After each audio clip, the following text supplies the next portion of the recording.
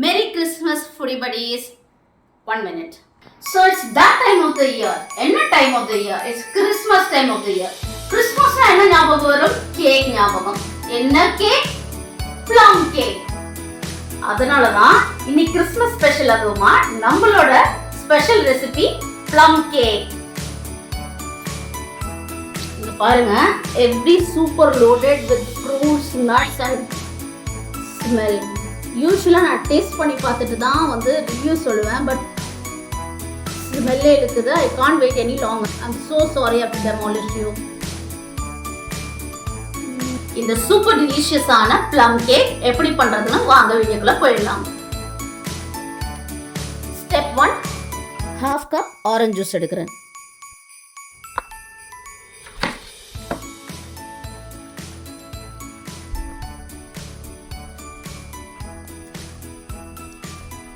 இங்கே 1/2 cup orange juice எடுத்திருக்கேன்.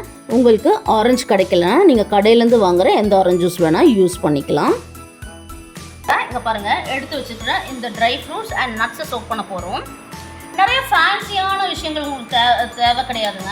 ஆக்சுவலாக நீங்கள் வந்து இங்கே பார்த்தீங்கன்னா நான் இங்கே டூட்டி ஃப்ரூட்டி இது எல்லாமே வந்து ஒரு 30 கிராம்ஸ் எடுத்திருக்கேன். டூட்டி ஃப்ரூட்டி, கோல்டன் raisins, அதாவது வந்து உலர்ந்த திராட்சை கோல்டு கலர், அதே மாதிரி உலர்ந்த திராட்சை கருப்பு கலர், cashew nuts, இது ஒரு அகைன் 30 கிராம்ஸ். இதை உடச்சி வச்சுருக்கேன் ஸோ தட் அது ஈவனும் வந்து நம்மளோட கேக் பேட்டரில் மிக்ஸ் ஆகும். அண்ட் லாஸ்ட்டாக வந்து செரின்னு சொல்லுவாங்க. ஆனால் நம்ம எல்லாருக்குமே தெரியும் இது வந்து சுகர் சிரப்பில் சோக் பண்ண கலாக்காய். இதேமே நான் இங்கே எல்லாமே சின்ன சின்னதாக இருக்கிறதுனால இங்கே நான் பொடி பொடியாக நறுக்கி வச்சுருக்கேன். இதெல்லாம் போட்டாலே நம்மளோட ப்ளம் கேக்கு ரொம்ப ரிச்சான ஒரு ஃபீல் இருக்குங்க. நிறையா வந்து அந்த கிரான்பெரி இல்லை வந்து சுகர் கோட்டட் ஜிஞ்சர் இந்த மாதிரிலாம் நிறைய யூஸ் பண்ணுவாங்க. அதெல்லாம் யூஸ் பண்ணாமல் கூட நம்மளுக்கு கிடைக்கிற இந்த ஈஸியான இன்க்ரீடியன்ஸ் வச்சு கூட அட்டகாசமான ஒரு ப்ளம் கேக் வந்து நம்ம பண்ணலான்றது இந்த இன்ஸ்டன்ட்டில் நம்ம இந்த இன்ஸ்டன்ட் ரெசிபியில். ஸோ ஒன்றா இந்த ஜூஸில் இதை வந்து ஆட் பண்ணி மிக்ஸ் பண்ணி விட்டுடலாம். ஃபஸ்ட்டு வந்து இந்த பிளாக் ரைசின்ஸ் ஆட் பண்ணிடுறேன். அதாவது கருப்பு உலர்ந்த திராட்சை, பொன் நிறத்தில் இருக்கும் உலர்ந்த திராட்சை, டூட்டி ஃப்ரூட்டி, செரீஸ், லாஸ்ட்டாக வந்து கேஷ்யூ.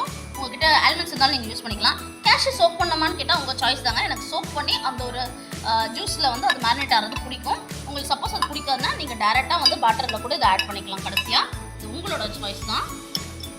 நல்லா மிக்ஸ் பண்ணி மட்டும் வச்சுருங்க. இது ஒரு 15 minutes to half an hour soak பண்ண போதுங்க. That's why we call it instant recipe, right? இங்கே 100 கிராம் சுகர் எடுத்திருக்கேன், நார்மல் சுகர். இதை வந்து ஒரு நார்மல் பேனில், ட்ரை பேனில் போடலாம். இந்த கேரமல் சிரப் தான் நம்மளோட ப்ளம் கேக்குக்கு நல்ல ஒரு ரிச் கலர் கொடுக்குது. இந்த சுகர் பாருங்கள் நல்லா மெல்ட் ஆக ஆரம்பிச்சிச்சு. இந்த சைட்ஸ் பாருங்கள். ஸோ லைட்டாக நம்ம இப்படி ஸ்டிர் பண்ணி விட்டுறலாம். ஆல்வேஸ் நான் எப்பவுமே சொல்கிறது தான், மீடியம் ஃப்ளேமில் வச்சுடுங்க. நல்ல ஒரு ப்ரௌன் கலர் ஆகிற வரைக்கும் நம்ம வந்து வெயிட் பண்ணுவோம். பேரலில் நான் ஒரு பேனில் வந்து தண்ணியுமே கொதிக்க வச்சுருக்கேன். ஏன்னா அந்த நல்ல ஒரு கேரமல் ஆன பிறகு ஒரு 1/4 கப் கொதிக்கிற தண்ணி நம்ம இதில் ஆட் பண்ணோம். ரொம்ப ரொம்ப கேர்ஃபுல்லாக ஆட் பண்ணணும். பாருங்க நல்லா மெல்ட் ஆக ஆரம்பிச்சிடுச்சு. இங்கே பாருங்க, இது நல்ல ஒரு ப்ரௌன் ஆகும். அதுதான் வந்து கேரமல் சிரப்புன்னு சொல்லுவாங்க.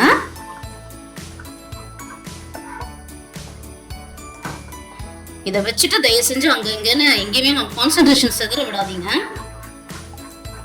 ஏன்னா இந்த ஸ்டெப் ரொம்ப ரொம்ப க்ரூஷியல். அண்ட் இந்த கேரமல் சாஸ் ரொம்ப ரொம்ப முக்கியம். பாருங்க நல்ல ஒரு டார்க் ப்ரௌன் ஆயிடுச்சு பாருங்க. இந்த ஸ்டேஜில் நம்ம ஒரு 1/4 கப் ஹாட் வாட்டர் வந்து இதில் ஆட் பண்ணுவோம். நல்லா ஸ்ப்ளாஷ் ஆகுங்க. ஸோ கேர்ஃபுல், கலக்கிட்டே இருங்க. 1/4 கப் போதும் ஹாட் வாட்டர். இப்போ டர்ன் ஆஃப் பண்ணிவிடுங்க. நம்மளோட கேரமல் சாஸ் ரெடி ஆகிடுச்சு. இந்த கேரமல் சாஸை நம்ம ஒரு பேனில் நம்ம ஒரு பவுலில் ஊற்றி வச்சிடலாம், போர் பண்ணி வச்சிடலாம். இது ரூம் டெம்பரேச்சருக்கு வந்த பிறகு தான் நம்ம இதை யூஸ் பண்ண முடியும். ஸோ இது நல்லா கூல் ஆகிற வரைக்கும் நம்ம வெயிட் பண்ணுவோம். 100 கிராம் சுகர், 3 ஏலக்காய், 3 கிராம்பு. இது எல்லாமே போட்டு நல்லா பவுடர் பண்ணி எடுத்துகிட்டு வந்துடலாம். நம்மளோட சுகர் அரைச்சாச்சுங்க. ஸ்மெல்லே தூக்குதுங்க. நீங்களும் அரைச்ச பிறகு ஸ்மெல் பண்ணி பாருங்கள். என்ன மாதிரி ரியாக்ட் பண்ணீங்களான்னு கமெண்ட்ஸில் சொல்லுங்கள். Room temperature butter 100 grams எடுத்துருக்கேங்க.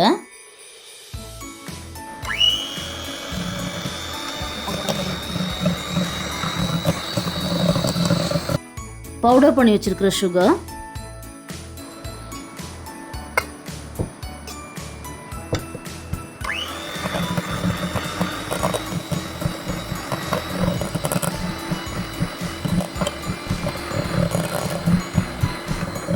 மூணு மீடியம் சைஸ்டு எக்கு இங்கே 1 by 1 உடச்சி போட்டு இந்த மிக்சரில் நம்ம பிளெண்ட் பண்ணி விட்டுறலாம். நம்ம யூஸ் பண்ணுற எல்லா இன்க்ரீடியன்ஸுமே ரூம் டெம்பரேச்சரில் இருக்கிற மாதிரி பார்த்துக்கோங்க.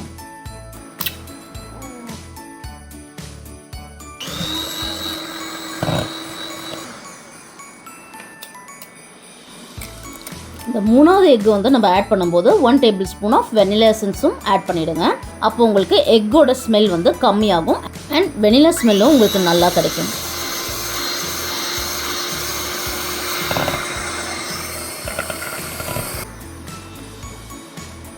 இப்போ கேரமல் சிரப் ஆட் பண்ண போகிறோம்.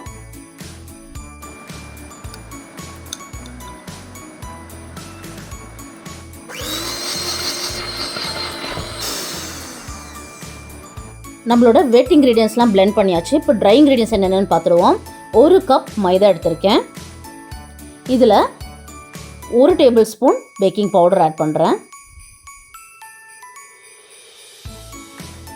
அடுத்ததாக 1/4 ஸ்பூன் பேக்கிங் சோடா.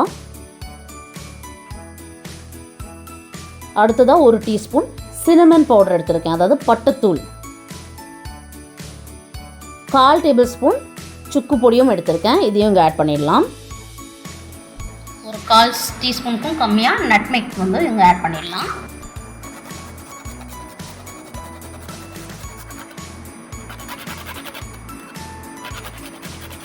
இது எல்லாத்தையும் நல்லா மிக்ஸ் பண்ணி விட்டுடலாம்.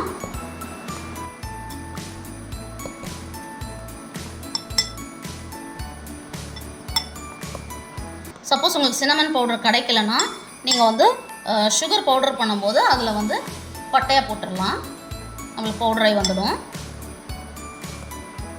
ஆல்ரெடி நம்ம வந்து பீட் பண்ணி வச்சுருக்கிற வெட் இன்க்ரீடியன்ஸில் இந்த எடுத்து வச்சுக்கிற மாவை பாதி ஆட் பண்ணி மிக்ஸ் பண்ணிவிட்டு மிச்ச பாதியை ஆட் பண்ணிடுவோம்.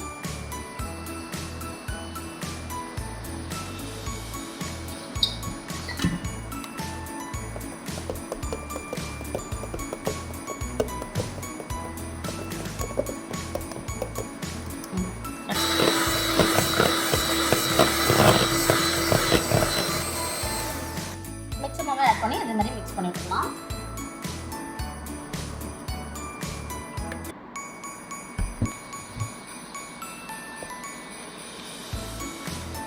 இதே அப்படி கலக்கிடுறோன்னா, நம்ம கலக்காமல் அப்படியே வந்து இந்த பிளெண்டர் ஆன் பண்ணிட்டோன்னா எல்லா இடத்துலையும் தெரிக்கும். அதனால தான்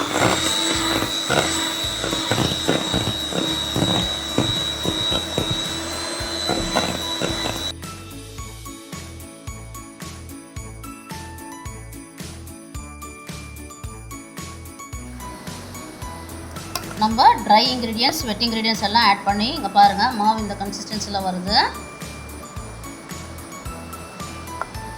சோக் பண்ணி வச்சுக்கிற ட்ரை ஃப்ரூட்ஸ் ஆட் பண்ணிடலாம்.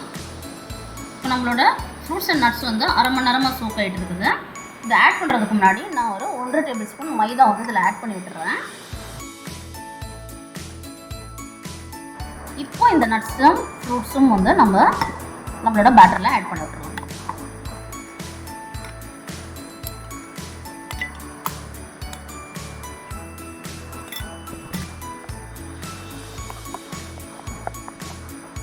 பாருங்கள் எல்லாம் அப்படியே சூப்பராக மிக்ஸ் ஆகிடுச்சு. நம்மளோட கேக் ட்ரே வந்துட்டு ரவுண்ட் ஷேப்பில் இருக்குது. ஸோ இதுக்கு வந்து நான் பட்டர் பேப்பர் இங்கே ரெடி பண்ணுறேன். ஒரு ஸ்கொயர் ஷேப் பட்டர் பேப்பர் எடுத்துகிட்டு நான் வந்து அது 4 வாட்டி இப்படி மடிச்சிடுறேன். மடிச்சுட்டு சென்டரில் வச்சுட்டு அதோட அளவு பார்த்துக்கோங்க. அந்த எட்ஜிலேருந்து ஒரு 1 இன்ச் எக்ஸ்ட்ராவாக நீங்கள் கட் பண்ணிட்டீங்கன்னா அழகாக ரவுண்டாக உங்களுக்கு பட்டர் பேப்பர் ரெடி. பாருங்கள் நம்ம பட்டர் பண்ணி வச்சுருக்கோம், எல்லா சைட்ஸும் பட்டர் பேப்பரும் போட்டு வச்சுருக்கோம். இந்த டின்ல இந்த பேட்டரை ஆட் பண்ணிடலாம்.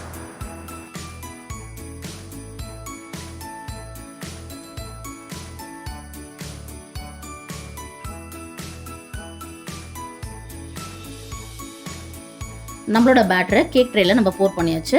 இப்போ நான் மேலே முந்திரி அண்ட் நம்மளோட செர்ரி வச்சு நான் வந்து டெக்கரேட் பண்ணிடுறேன். ஸோ தான் நம்மளுக்கு பேக் ஆகி வரும்போதும் அது கொஞ்சம் பார்க்குறதுக்கு லுக்காக இருக்கும்.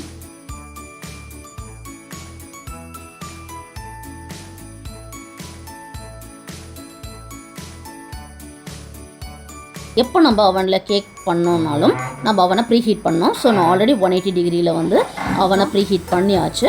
இந்த ப்ரீஹீட்டட் அவனில் நம்மளோட கேக் பேட்டரை வந்து நான் வந்து வச்சிடுறேன். அண்ட் நம்மளோட செட்டிங்ஸ் என்னென்னு பார்த்துடலாம். Convention mode 180 degree Celsius for 50 minutes.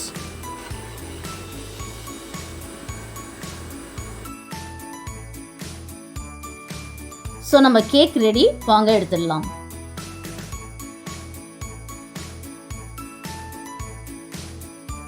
நம்ம பேக்கிங் டன், நம்ம கேக்கும் ரெடி. கேக் பேக் பண்ணதில் எவ்வளோ முக்கியமோ அதை விட ரொம்ப முக்கியம் resting time. Resting minimum 1 to 2 hours விட்டுறீங்க அப்படின்னா கேக் கூலாகவும் நம்ம ஹேண்டில் பண்ணுறது ஈஸியாக இருக்கும். அண்ட் கேக்கோட ஷேப்பாக இருக்கட்டும், அது செட் ஆகிறது எல்லாமே வந்து பர்ஃபெக்டாக நடக்கும். அந்த 2 மணி நேரத்தில் வந்து உங்களுக்கு பல டெம்டேஷன்ஸ்க்கு வரலாம். இதை டச் பண்ணி பார்க்கலாமா, அந்த முந்திரி வந்திருக்குன்னு பார்க்கலாமா, ஓரமாக ஒரு டேஸ்ட் பண்ணி பார்க்கலாமா, இந்த மாதிரி பல டெம்டேஷன்ஸ்கள் உங்களுக்கு வர வாய்ப்பு இருக்குது. ஆனால் அந்த 2 மணி நேரம் உங்கள் டெம்டேஷன்ஸை அடக்கிட்டிங்கன்னா இந்த மாதிரி அட்டகாசமான கேக் உங்களுக்கு ரெடியாக இருக்கும். நீங்கள் ஹேண்டில் பண்ணுறதும் ஈஸியாக இருக்கும், காயங்களும் கம்மியாக படும். எக்ஸ்பீரியன்ஸில் பேசுகிறேங்க. இப்போ இந்த கேக் டின் பார்த்தீங்கன்னா வந்து நான் இந்த மாதிரி அன்லாக் பண்ணுற மாதிரி இருக்குது. எல்லா கேக் ட்ரேஸும் அப்படி இருக்குமான்னு கேட்டிங்கன்னா இல்லை. ஸோ உங்கள் கேக் ட்ரே எப்படி இருக்குமோ அதுக்கு தகுந்த மாதிரி நீங்கள் அன்மோல்ட் பண்ணிக்கலாம். சில கேக் ட்ரேஸில் வந்து இன்வெர்ட் பண்ணி எடுக்கிற மாதிரி இருக்கும்.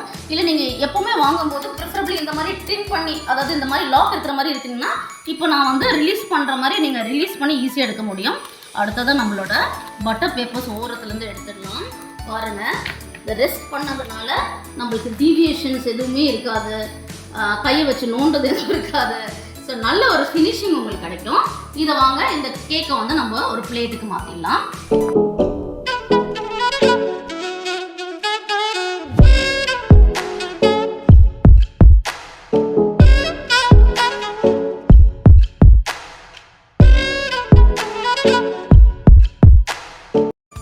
ஸோ நம்ம கேக்கை கட் பண்ணிடலாமா?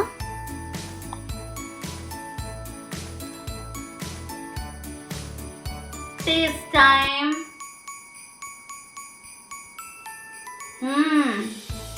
சீரியஸாக சொல்கிறேன், பெஸ்ட் ப்ளம் கேக். அதுவும் சுத்தமாக டைம் இல்லாத நம்மள மாதிரி பிஸி பீப்புள் வந்து இன்ஸ்டண்ட்டாக பண்ணி இந்த அளவுக்கு டேஸ்ட் கொண்டு வர முடியும்னா இட்ஸ் நாட் a joke. ஒவ்வொரு பைட்லேயுமே அந்த ட்ரை ஃப்ரூட்ஸ் நம்ம ஆட் பண்ணது, நட்ஸ், அதே மாதிரி நம்ம ஆட் பண்ண அந்த சினமன், ட்ரை ஜிஞ்சர், அதோட ஃப்ளேவர்லாம் வந்து டாப் நாச்சாக இருக்குது. தயவு செஞ்சு ட்ரை பண்ணி பாருங்கள்.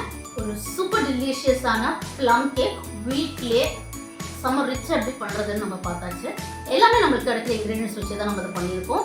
ஸோ கண்டிப்பாக நீங்கள் வந்து ட்ரை பண்ணி பாருங்கள். ட்ரை பண்ணுறீங்கன்னா கமெண்ட்ஸ் சொல்லுங்கள். கமெண்ட்ஸில் உங்களோட ஃபீட்பேக் சொல்லுங்கள். லைக் பண்ணுங்கள், ஷேர் பண்ணுங்கள், சப்ஸ்கிரைப் பண்ணுங்கள். சப்ஸ்கிரைப் பண்ணலைன்னா நீங்கள் ஆல்ரெடி சப்ஸ்கிரைப் பண்ணிட்டீங்கன்னா பெல் ஐக்கான் கிளிக் பண்ணுங்கள். ஸோ தட் நாங்கள் போடுற வீடியோஸோட நோட்டிஃபிகேஷன் உங்களுக்கு வந்து ரீச் ஆகும். இன்னொரு அட்டகாசமான வீடியோ மீண்டும் சந்திப்போம். பாய்.